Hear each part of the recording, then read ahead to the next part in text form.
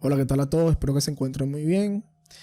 En este video quiero comenzar a trabajar ya directamente con algún exchange y como lo comenté en el video anterior, que mostré parte de las ideas que yo les recomendaba a ustedes a la hora de iniciar cualquier proyecto, es que buscaran la documentación oficial del sitio donde sea que pretenden operar y comiencen a hacer parte de su investigación para poder crear la herramienta que sea que estén interesados en crear de la manera más eficiente posible. En este caso, y siguiendo también con la ruta de la serie de videos que tengo planeado hacer, voy a comenzar ya haciendo la interacción con el exchange Binance.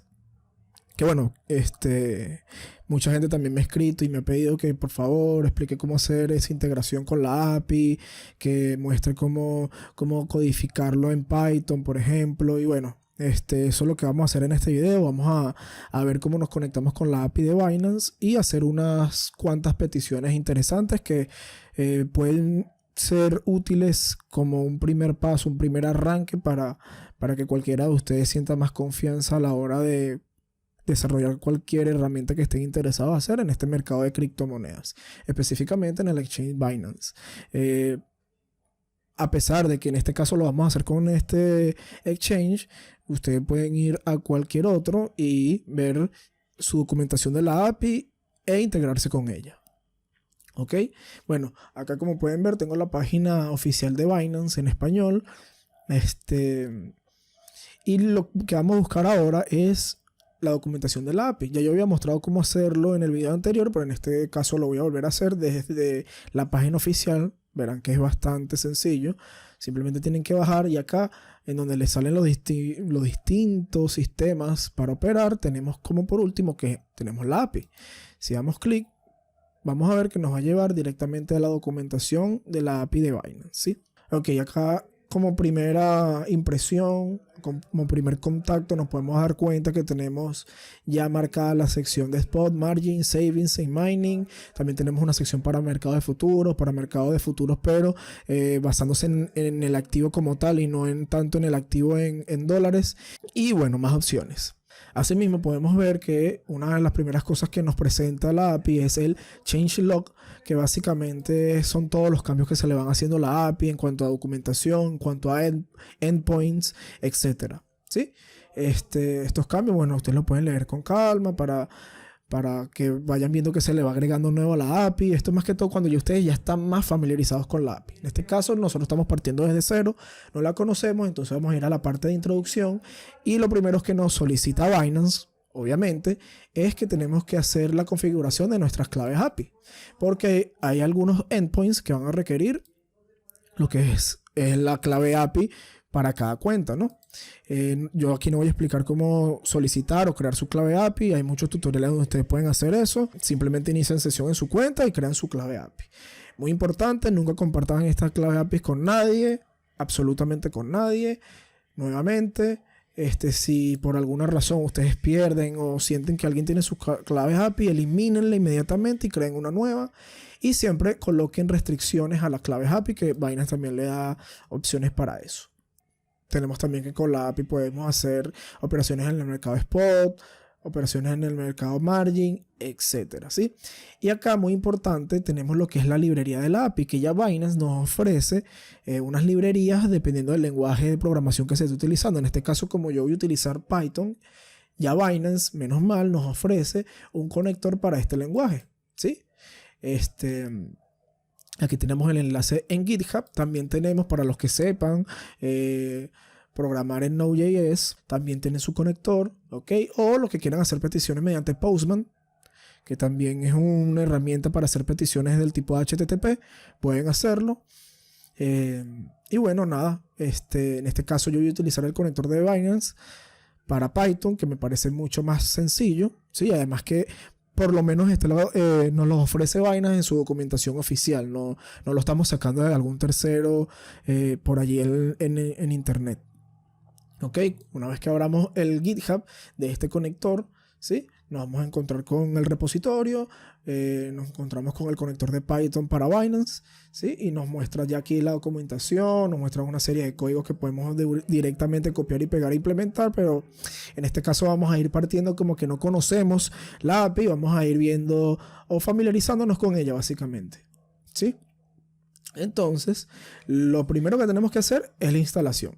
Se instala de esa manera. Pero antes, bueno, y fíjense que además está todo escrito en Python, ¿ok? Evidentemente. Ahora, lo primero que vamos a hacer antes de realizar esta conexión es crear nuestro entorno virtual. Ustedes lo pueden hacer como quieran, pueden crearlo directamente con la documentación oficial de Python. Esta es la documentación oficial de Python que le explican cómo crear ambientes virtuales.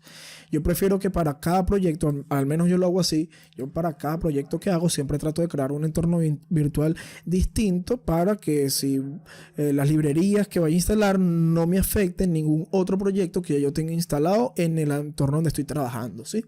Entonces vamos a crear un ambiente virtual totalmente limpio, totalmente nuevo, y allí es que vamos a comenzar a instalar todas las librerías y hacer todo el código que pretendamos hacer. Como bien les dije, esta es la documentación oficial de Python, específicamente de la sección o el apartado de ambientes virtuales, y aquí le explican cómo crearlo. En mi caso, yo voy a utilizar PyCharm, que es un IDE para Python específicamente, y que ya me da la opción de crear ambientes virtuales mucho más rápido. Yo lo voy a hacer así. Acá ustedes lo pueden hacer como quieran. No hay restricciones en eso. Cada quien es libre de hacerlo como quiera. Igualmente, vuelvo y repito, voy a tratar de ir lo más directo al grano. Por lo tanto, no voy a explicar cómo hacerlo de esta manera. Sí le voy a explicar cómo hacerlo con PyCharm y listo. Pero si quieren saber cómo hacerlo de otra manera, porque a lo mejor no tienen el IDE PyCharm instalado o están acostumbrados a hacerlo con otro tipo de, digamos, otro IDE o otro editor de texto, averigüen cómo hacerlo, que en YouTube está todo, en Google más específicamente.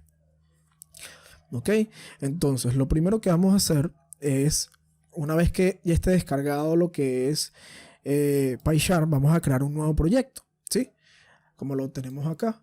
Aquí ya yo tengo PyCharm abierto y simplemente le estoy diciendo, mira, quiero crear un nuevo proyecto. Cuando ustedes lo instalan, si ya lo tienen instalado, simplemente se van al apartado de archivos o abren el programa si es la primera vez que lo hacen y les va a decir para crear un nuevo proyecto. Aquí como ya yo lo tengo instalado y además ya tengo distintos proyectos creados, él ya me lanza directamente esta pantalla.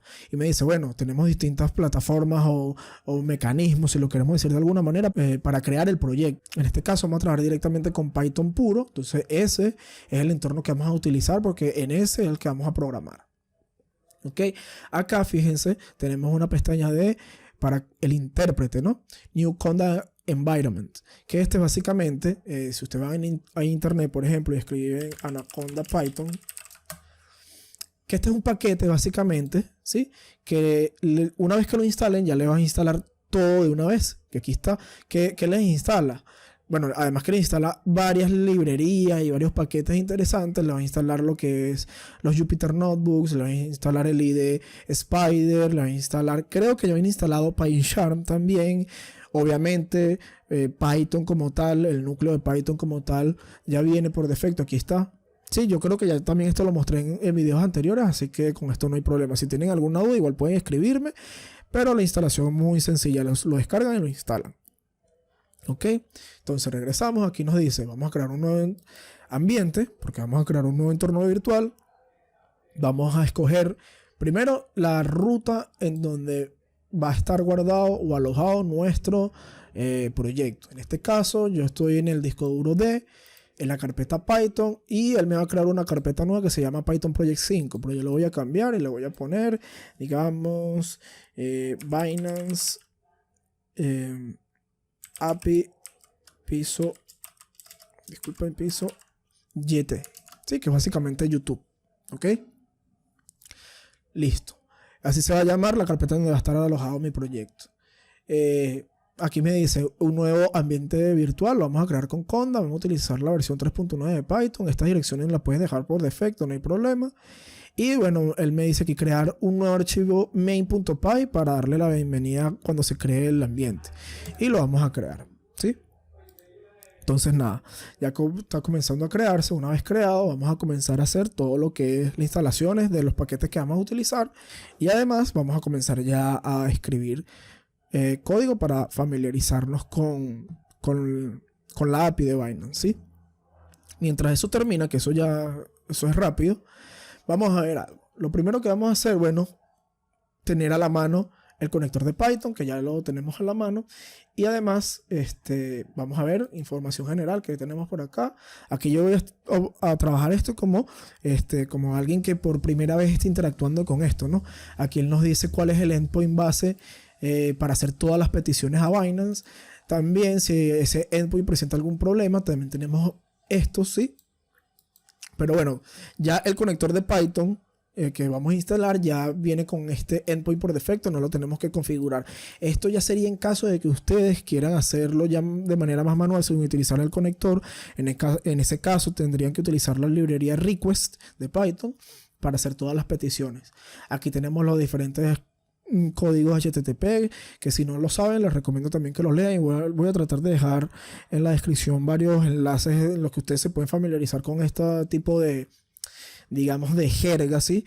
De lo que son todas las peticiones HTTP, los distintos códigos, los códigos 200, 300, 400, etcétera, ¿sí? Y bueno, ¿qué tenemos acá? Como bien se sabe, cualquier petición que se le haga a un endpoint de la API, un endpoint, para ponerlo sencillo, es una URL o un enlace que nos proporciona, en este caso Binance, que además tiene asociado una petición HTTP. ¿Cuáles son las peticiones HTTP? Tenemos la petición GET, POST, PUT y DELETE. La GET es para nosotros que le estamos solicitando información al servidor, en este caso a Binance. El POST es cuando nosotros le enviamos información a Binance. El PUT es cuando queremos actualizar información. Y el DELETE es para borrar información. Pero en este caso, con el GET y quizás el POST va a ser suficiente, ¿no? Entonces nada, les recomiendo muy encarecidamente que lean esto. Sí, no voy a tratar de indagar demasiado acá. Pero entonces, ¿qué tenemos acá? Tenemos del lado izquierdo, en esta sección, digamos, de escrito, tenemos la explicación de la API. Y en el lado derecho tenemos el código y la respuesta que nos va a retornar los diferentes endpoints. Fíjense, esta sería la estructura que deben de tener tanto el API key como el secret key. Sí, aquí tenemos diferentes maneras de hacer peticiones. Tenemos un query string, cómo se hace la petición, se coloca el símbolo, se coloca el par que se quiere, el lado, etcétera, etcétera. ¿Sí? Ya vamos a entrar en eso a más detalle. Lo importante es ver cómo funciona o cómo está documentada la API. ¿Sí? Fíjense, este es el endpoint, que es un URL, como ya bien les dije, que tiene asociado un método HTTP, una petición HTTP. En este caso, nosotros para utilizar este endpoint tenemos que utilizarlo con la petición GET, ¿sí? ¿Y qué nos va a devolver eso? Nos va a devolver esta respuesta, nos va a devolver un JSON que nos va a decir status 0 y un mensaje. 0 significa normal, ¿ok? Y 1, como bien dice acá, es para el estado de mantenimiento. Así ustedes pueden ir leyendo y familiarizándose. Bueno, este endpoint se utiliza con esta petición HTTP y me devuelve esta respuesta, por ejemplo. Vamos a buscar una sencilla y que sea bastante intuitiva. Creo que lo podemos ver por acá. Spot Account Trade. Sí, perfecto. Fíjense, por ejemplo, esta. La New Order. Esto es cuando nosotros, mediante el API, queremos abrir una operación en Spot. Es decir, básicamente comprar una criptomoneda. Tenemos USDT y queremos abrir una operación, queremos hacer una compra. ¿Cómo se hace? Utilizamos este endpoint con el protocolo, con la petición POST, y nosotros le enviamos información a Binance, ¿sí? Y él nos devuelve esta respuesta. Ya vamos a ver cómo se hace eso. Igual acá abajo creo que igual le sale bien toda la forma, la estructura, cómo hacer las peticiones. Sin embargo, con el conector de Python todo esto es mucho más rápido. Por ejemplo, miren acá en este ejemplo. Se importa la librería una vez instalada. Ok. Especificamos nuestras credenciales. Colocamos los parámetros para hacer una new order. decimos, bueno, el símbolo es BTC-USDT, el lado es venta, en caso que queramos vender, el tipo de operación es limit, el time force es GTC, esto nada más aplica para el tipo de operaciones limit, para market esto no aplica. Toda esta documentación, si no entienden estos términos igual, todo eso también lo proporciona Binance en su documentación. La cantidad que queremos vender de BTC y este precio, ¿sí? Por ejemplo. Y la respuesta del servidor se guarda en esta variable y hacemos la petición, post en este caso, al servidor de Binance. Perfecto. Y la respuesta sería esta. Nos dice, bueno, sí, te vendimos tanto, este es el orden ID de tu operación, se ejecutó tanta cantidad. Y abajo en esta que se llama fields, ¿sí? Bueno, no, además de esto, en status nos dice que la operación se completó completamente, se llenó completamente.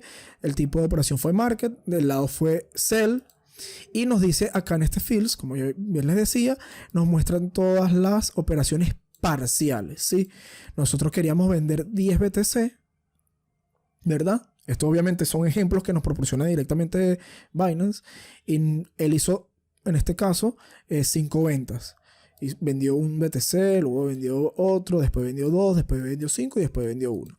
A los diferentes precios. Y nos dice la comisión y además nos dice en qué activo nos cobró la comisión. Y en este caso fue en USDT. Esto puede cambiar ya sea USDT o BNB, porque si tienes BNB las comisiones son un poco más bajas y te va a especificar acá lo que se te cobró en ese caso en BNB. ¿Ok? Entonces, bien. Vamos a copiar lo que es este código de instalación. Ya mi proyecto está listo. Sí, aquí está. Acá, como les dije, ya viene este script creado directamente por PyCharm. Lo voy a correr simplemente para ver que todo está funcionando. Hi, PyCharm nos devolvió la solución o la respuesta de este script, ¿sí? Y aquí lo que tenemos es un saludo y una variable hi que se llena por acá. Perfecto. Entonces, vamos a trabajar sobre este archivo. Voy a borrar todo lo que tiene acá. Para hacer instalaciones en PyCharm es muy sencillo. Simplemente abrimos la terminal. Fíjense que acá ya este IDE es bastante inteligente, por eso me gusta mucho usarlo, porque él ya de una vez detecta y me activa el entorno virtual. Hay en otras maneras que el entorno virtual tenemos que activarlo con el comando conda activate, por ejemplo. En este caso el IDE es bastante inteligente y ya nos lo activa por nosotros. Sí, pero es importante también que sepan cómo hacerlo en caso de que no puedan. Entonces aquí vamos a pegar el código de instalación. Y vamos a dar enter y él va a comenzar a instalar todas las dependencias necesarias para tener el conector de Binance funcional totalmente. Ok, vamos a esperar que termine. Perfecto, ya se instaló lo que es la librería del conector de Python para Binance. Si nos venimos a esta sección que se llama Python Packages, vamos a ver que ya debería estar instalado. Vamos a dar clic y aquí está, perfecto, efectivamente, Binance Connector. La versión 1.5.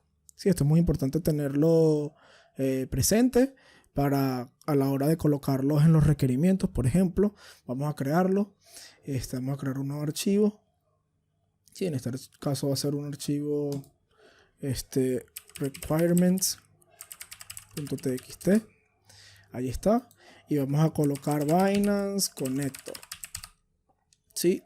La versión es la 1.5.0. Esto no es necesario que lo hagan, pero esto yo lo hago de una vez para la hora de yo subir esto de código al repositorio. Simplemente ya ustedes con clonar este repositorio o el futuro repositorio que voy a subir e instalar los requerimientos, ya no tienen que ir página por página buscando los códigos, no se instala así, no, sino que simplemente dicen pip install -r requirements.txt y se le van a instalar todas las dependencias que va a estar acá. Ok, entonces acá vamos a comenzar ya directamente importando parte de la librería para ver si está funcionando.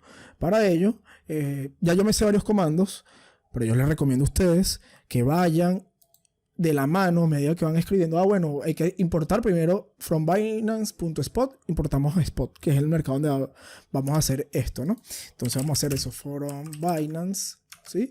.spot, import, spot. Listo. Perfecto. Ahora, yo les recomiendo que todavía no lo he creado, pero ya lo voy a crear. También importar un archivo que se llama config, ¿sí? Aquí yo lo voy a crear, este archivo no está creado, va a ser otro archivo de Python y le voy a llamar así mismo config, ¿sí? ¿Y qué vamos a colocar acá? Vamos a colocar las credenciales de nuestras claves API. Es decir, aquí debería haber una variable llamada, o una constante, mejor dicho, por eso lo escribo en mayúsculas. Esto es una recomendación de las buenas prácticas a la hora de escribir código en Python, que todo lo que sea constante, que no vaya a cambiar, se escribe en mayúsculas. Y bueno, voy a escribir API key. Y aquí debería ir la API key. Your API key. Perfecto, y aquí API. Voy a escribir aquí secret key. Aquí iría secret API key, ¿sí? Your secret API key. Así lo vamos a colocar. Perfecto. Yo voy a proceder a colocar las mías y ya nos vemos en un segundo.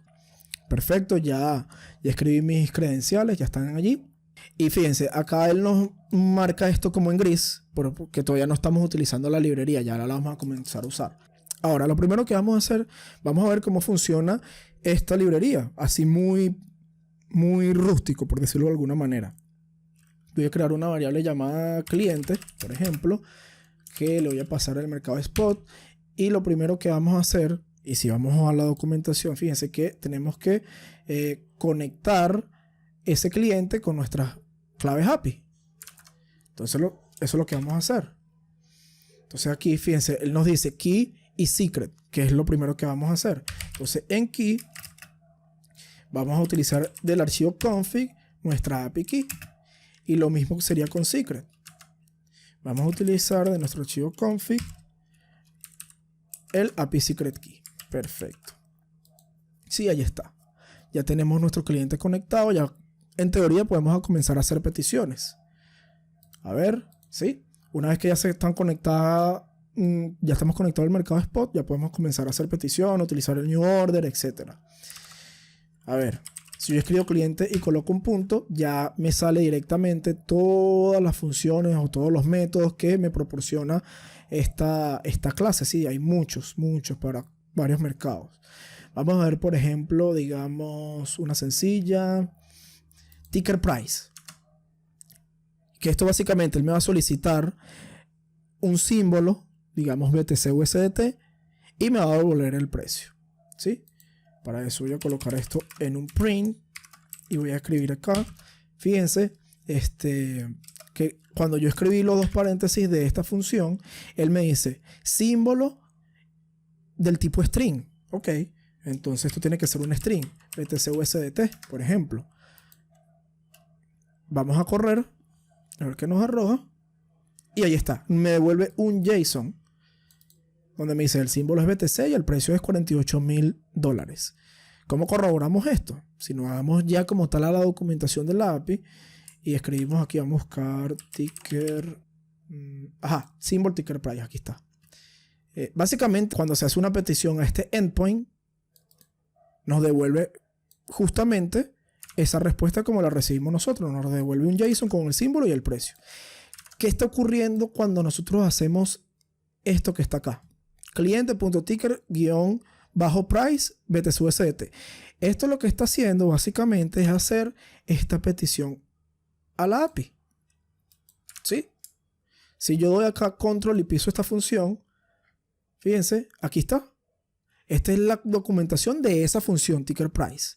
Y él me dice, acá, bueno, el parámetro que yo le estoy pasando, que en este caso es el símbolo, que es de tipo string, que por defecto tiene un parámetro o tiene un valor none, se pasa al endpoint que nos está proporcionando la documentación. Fíjense, API versión 3 ticker price, el método get. Entonces, fíjense, todos estos conectores básicamente lo que hacen es hacer las peticiones más sencillas para nosotros. Ellos no están haciendo magia. Ellos simplemente están haciendo las mismas peticiones a los endpoints que les proporciona Binance y nos dan la facilidad que nosotros no tengamos que escribir los endpoints, ¿sí? O los URLs con el método, sino que ya nos proporciona una función. Fíjense que esto es una función de Python. Y nosotros le pasamos un parámetro y él ya nos hace la petición y nos da la respuesta. ¿Qué es lo que hicimos acá? Nosotros utilizamos esta función que está en la clase spot, le pasamos el parámetro y él nos devuelve ya como tal la respuesta, que es un JSON, ¿sí? Si utilizamos, por ejemplo, BNB, corremos, él nos devuelve el precio de BNB. Perfecto. Y así podemos ir familiarizándonos con esto. Bueno, el conector me proporciona la función account. Ok. ¿Qué me devuelve eso? Yo puedo dar acá. Me dice esta función. ¿Sí? ¿Qué hace esa función? Lo mismo que acabamos de ver ahorita en PyCharm es esto mismo que nos está mostrando GitHub. Es decir, que si yo voy, por ejemplo, y digo print cliente, que es la variable donde tengo guardado la clase spot, y voy a account, ¿sí? Abro paréntesis para ver qué me solicita. Básicamente no me solicita nada. Si yo doy control clic acá, él me va a mostrar, voy a minimizar acá, él me va a mostrar esta documentación. Que si vamos a la documentación de GitHub, es esta misma, ¿sí? Que él está haciendo una petición a este endpoint. Yo copio ese endpoint, me voy a la documentación de Binance oficial, lo copio y fíjense, account information. A ese endpoint se le pasa la petición del tipo GET, HTTP, y ¿qué va a devolver? Él va a devolver esta respuesta. ¿Sí? Va a devolver diferentes parámetros o métricas de la cuenta como tal, y va a devolver todas las criptomonedas con su respectivo balance. ¿Sí? Aquí está, fíjense, es el mismo endpoint, el método GET. Toda esta librería no hacen magia, simplemente te facilitan hacer todo más rápido. Entonces nos vamos acá a account. Entonces yo voy a correr esto y vamos a ver qué nos devuelve. En este caso me devolvió un error. Está bien que me haya devuelto un error, que en este caso es el client error, ¿sí? Sí, porque me dice el timestamp for this request está fuera del rec view window. Ok, perfecto. Lo primero, está bien que haya ocurrido esto, porque si ocurre este error, fíjense que él devolvió primero la primera petición y luego me devolvió el error que me produjo a la hora de llamar esta función. Está bien que me haya dado este error, pero ¿qué vamos a hacer con este error? Nosotros cada vez que hacemos una petición a un endpoint, se nos puede generar un error, es decir, que hayamos hecho la petición mal y nos genere un código, o sea, la respuesta sea un código, ya sea 200 si la petición fue correcta, 300 si nos fue de redirección, o 400 como es en este caso de error. Fíjense que me está devolviendo un error 400, que esto es un error 400 HTTP, que es un error. Entonces nosotros, para controlar esos posibles errores, vamos a importar este error, ¿sí? Que está en Binance, from Binance, punto error, ¿sí? Fíjense que ese error está saliendo de acá, import client error. Eso lo vamos a tener ahí a la mano a la hora de nosotros hacer un código más robusto, tener todos los errores controlados con la estructura try-except que nos proporciona Python. ¿Ok? Ahora bien, además que ya importamos el error, él me está diciendo que el marco de tiempo está fuera del rec window. ¿Qué es este rec window? Vamos a ver, porque así en primera instancia no me dice nada. Para cualquier duda, documentación. Escribimos rec window y fíjense que él acá nos dice, para el endpoint de account, él me dice, recibe dos parámetros, uno que es el timestamp, que es obligatorio, y otro el rec window, que no es obligatorio, porque ese se agrega de manera manual. Entonces, básicamente, al nosotros agregar este rec window, que no es obligatorio, pero yo sí recomiendo que lo agregue, él ya no va a estar colocando esta marca de tiempo, ¿no? Y me dice que el valor no puede ser más grande para el rec window de 60.000. Entonces vamos a colocar ese parámetro. Vamos acá, escribimos rsv window y le damos un valor, digamos 60.000, que es el máximo que me puede ofrecer. Vamos a tratar ahora de hacer la petición. Fíjense que todavía no estoy controlando los errores, pero vamos a ver si ahora con ese parámetro sí me devuelve la respuesta. Y efectivamente me devolvió la respuesta. Esta respuesta, si yo la copio, vamos a ver, me paro acá, voy hasta el final, la copio, voy a crear aquí otro archivo, digamos, chequeo.json, ¿sí? Porque toda la respuesta nos la devuelve como JSON. Y fíjense, aquí, bueno, aquí el IDE me ayudó a acomodarlo. Marca unos errores, pero no se preocupen por eso. Aquí yo simplemente quiero chequear si la respuesta me la está devolviendo como en teoría dice la documentación que me la tiene que devolver. Entonces me dice mark Market Commission, Ticker Commission, Buyer Commission, etcétera, bla, bla, bla, bla.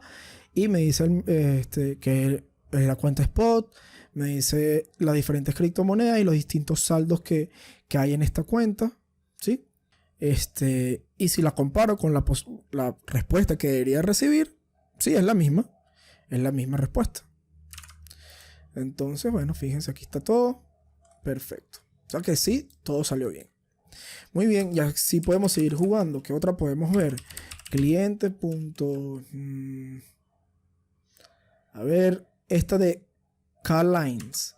Que esta de K-Lines básicamente son las velas japonesas para el símbolo que le estemos escribiendo. Fíjense que él acá me dice, obtiene la información. Ah, no, disculpen, esa es para la de la cuenta. Si yo me paro acá en K-Lines, él me dice, la candlestick, ¿sí? Que es vela japonesa, la traducción.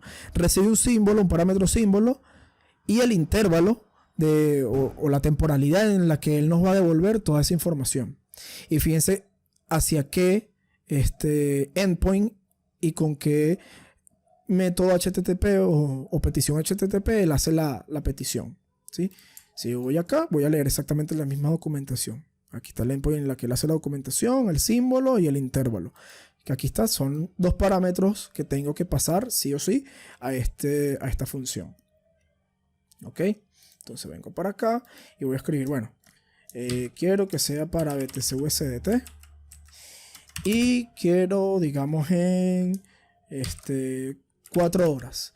Si quiero ver cómo escribir exactamente las temporalidades, yo puedo ir, vamos a buscar eso, aquí K-Lines, aquí está K-Lines, que esta es la función que estamos utilizando, y él me dice aquí que es obligatorio, el símbolo y el intervalo. Ok, estos dos son obligatorios, los demás no son obligatorios. Es decir, si yo quiero que para esa criptomoneda en ese intervalo, él me los dé en un rango de tiempo, digamos, desde el 1 de enero hasta el 3 de marzo. Solamente quiero en ese marco de tiempo. Entonces yo lo puedo especificar con estos dos parámetros, start time y end time.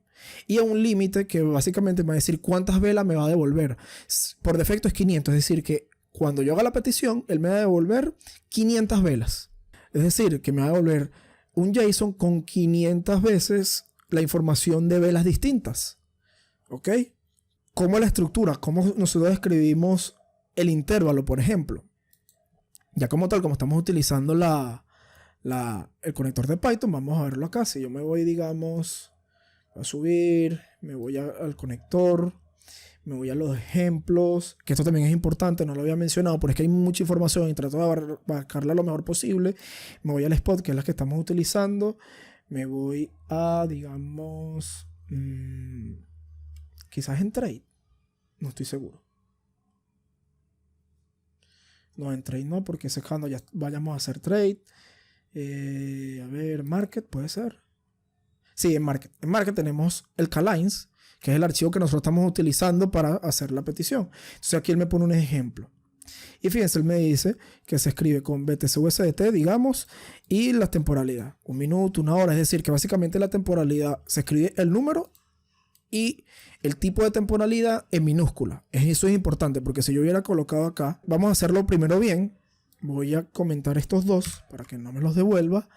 Voy a escribir, o sea, voy a hacer la petición y fíjense, él me devuelve efectivamente el JSON que estamos esperando. Vamos a escribirlo, vamos a copiarlo para verlo bien. Nos lo traemos a chequeo, lo pegamos, le decimos a PyCharm que lo acomode. Para decirle a PyCharm que lo acomode, simplemente Control Alt L. ¿Sí? Es un archivo bastante largo con diferente información. Ya vamos a ver qué representa toda esta información, porque simplemente es en la jerga de Python es una lista que contiene diferentes listas. ¿Cuántas listas contiene? 500. ¿Sí? ¿Cómo lo sabemos? Vamos a guardar esta petición. Es decir, velas. Lo voy a guardar allí, ¿verdad? Y voy a imprimir las velas.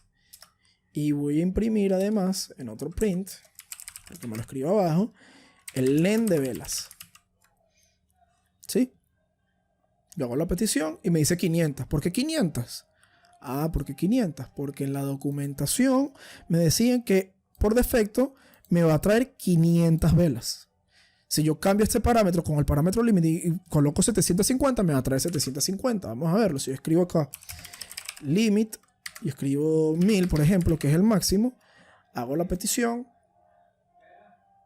y ahí está, 1000 velas y me trae 1000 velas. ¿Ok? Perfecto. Ahora, ¿qué representa toda esa información? ¿Qué representa esto? Porque aquí nos da un ejemplo de respuesta y aquí me dice, el primer parámetro es la apertura, el tiempo de apertura de esa vela. Obviamente no, me lo está dando como una marca de tiempo, que luego con una librería de Python llamada datetime se puede pasar a una fecha, a una hora, a un día, etc. El siguiente valor es el precio de apertura de esa vela, el precio más alto de esa vela, el precio más bajo de la vela, el precio de cierre, que este precio de cierre básicamente nos está diciendo el precio actual. O sea, ellos acá ponen close porque cuando la vela cierre, ese va a ser el precio con el que cerró. Pero mientras la vela no haya cerrado y esté ahí fluctuando en esa vela, este va siempre a representar el precio actual. ¿Ok? Nos dice también cuál es el volumen cotizado para esa vela. Nos da el tiempo en el que va a cerrar esa vela. Y bueno, más información que no, ya no es necesaria o no es relevante para nosotros. Si vemos acá en el JSON que yo había pegado anteriormente, entonces aquí tenemos el tiempo de apertura como una marca de tiempo de esa vela, el precio de apertura. Acuérdense que aquí nos está devolviendo 500 velas, es decir, que esta sería la vela de 4 horas hace 500 velas atrás, ¿ok? La más reciente sería la última, por eso esos precios de 36.000. Fíjate, esta sería la vela actual que está corriendo en este instante, a menos que ya, bueno, todavía no ha cerrado porque según mi reloj son las 3:30 de la tarde y como es una vela de 4 horas, cierra en 4 horas. Entonces esta es la vela actual. El precio de apertura, el precio más alto de esa vela, el precio actual, si no me equivoco, a ver. No, el precio bajo, sí, porque el primero es el precio de apertura, el precio... Estos, después si quieren lo pueden copiar. Bueno, podemos hacer algo así, por ejemplo. Vamos a copiarlo acá. Voy a copiar esto. Así. Lo borro. Y lo voy a tener aquí a la mano. Perfecto. Entonces, ¿qué me está diciendo eso? El tiempo de apertura, el precio de apertura, el precio más alto de esa vela, el precio más bajo de la vela, el precio actual o de cierre cuando cierre la vela, el volumen cotizado en esa vela. Fíjense, nada más en esta vela de 4 horas ya se han vendido 3.760 Bitcoin. Bueno, no vendido, perdón. Se han cambiado o cotizado 3.750 Bitcoin. Aquí es indiferente el volumen. Si, aquí él no dice en qué dirección va ese volumen. Si es un volumen de venta o volumen de compra. No. Porque básicamente eso no existe. Ese es volumen de transacción, de intercambio. Si alguien vendió un Bitcoin, alguien tuvo que comprar un Bitcoin. Entonces eso entra aquí, básicamente. Y el tiempo en la que va a cerrar esa vela, ¿sí? Entonces, bueno, básicamente así podemos ir familiarizándonos con la API de Binance. Ya en otro video, que espero grabarlo pronto, no espero pasarnos tantos días después de este video, vamos a hacer ya así un objeto, una clase de Python más robusta. Vamos a colocar todo esto. Vamos a colocar los logs para que cada vez que se haga una petición nos diga a quién hizo los logs, etcétera. Igual todo eso se puede ver. Y bueno, como les dije, vamos a crear una clase bastante robusta. Cuando digo clase me refiero a un objeto de Python. Lo que pasa es que el objeto de Python, para crearlo, se utiliza lo que es la palabra reservada class, que es una clase. Entonces vamos a crear una clase y vamos a colocar para conectarnos a Binance, a la cuenta, solicitar precio, solicitar todas las criptomonedas, hacer órdenes de compra, órdenes de venta. Vamos a configurar también los stop loss, trailing stop, todo eso con calma, ¿sí? Para que vayamos familiarizándonos con cómo trabajar con esta API. Y por último, quizás, y porque me lo han pedido mucho, vamos a crear una estrategia sencilla de las que se encuentran en internet, quizás con un RSI y unas medias móviles, para simular, bueno, que en este caso, sí, simularlo, vamos a hacer en la testnet, cómo lanzar esas órdenes de compra, esas órdenes de venta y bueno, básicamente que ustedes vayan viendo cómo pueden crear su propia estrategia y bueno, posiblemente con todo esto crear su propio bot de trading automatizado que ya poco a poco lo vamos a ir viendo. Pero bueno, en esta primera clase quería ir... Hay mucha información, como pueden ver, traté de abarcarlo lo mejor posible, quizás en algún momento me fui por las ramas, pero es que si las cosas hay que hacerlas bien, hay que entender lo más básico y lo elemental. Y hay mucha información que quizás en otros portales o quizás aquí mismo en YouTube no la dan porque simplemente asumen, no, ya, esta función hace esto, pero ¿cómo la hace? Aquí yo, por ejemplo, le mostré que este K-Lines, que es una función que nos está trayendo la librería, porque fíjense, nosotros tuvimos que importar esa librería, pero esa librería no hace magia, esa librería simplemente viene al endpoint que le proporciona Binance, este endpoint lo arma Binance, ¿sí? Y le dice, bueno, hazme una petición a ese endpoint con un símbolo, un intervalo y yo te voy a devolver tal respuesta. ¿De dónde viene la respuesta? Todas las respuestas están acá. Entonces, esa librería no hace magia, pero ¿qué pasa? Que cuando en otros sitios instalan esa librería, le dicen, no, se usa esto, se hace esto, se coloca esto, pero no le dan como que el previo de cómo funciona. Y ese es el valor agregado que yo quiero dar en este canal. Más allá de simplemente, no, escribimos esto y ya no. Vamos a ver cómo funciona, leemos aquí, sí, porque esa es la mejor manera de crear una buena mecánica de resolución de problemas, de investigación, ¿sí? Y bueno, nada, espero que les haya gustado y seguiremos en el siguiente video.